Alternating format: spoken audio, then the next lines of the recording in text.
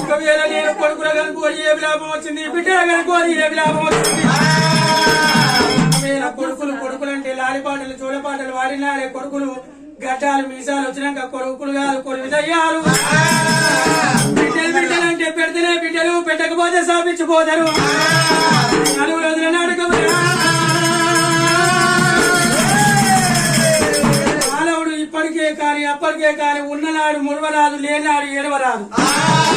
నడమంత్రాల సిరిరావతుల మీద పుండు పుట్టొచ్చు, నాశనగాలానికి నానా చింతలు, దరిద్రానికి నిద్రగడమంటారు. చెప్పిన మాట పెరగడం సత్యమోట.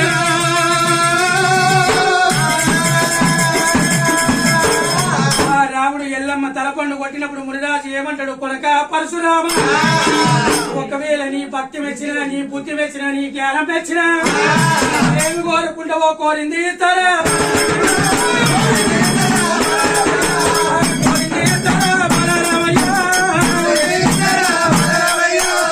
నీ భక్తి మెచ్చిన, బుద్ధి మెచ్చిన, జ్ఞానం మెచ్చిన, ఎన్ని కావాలన్నా బంగారం కావాలన్నా రమల రత్నాలు చెప్పులు మాణిక్యాలు ఏమి కోరుకుంటే అది నేను ఇస్తానా.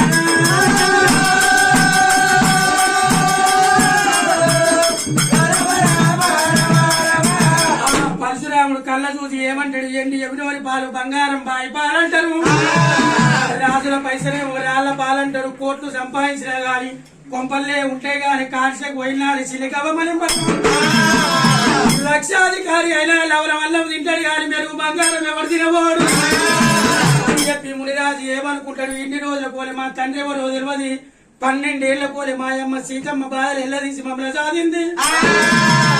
ఒకవేళ ఇప్పటికే కాని అప్పటికే కాని జాగలు పోతే జాగలు సంపాదించవచ్చు, భూములు పోతే భూములు సంపాదించవచ్చు.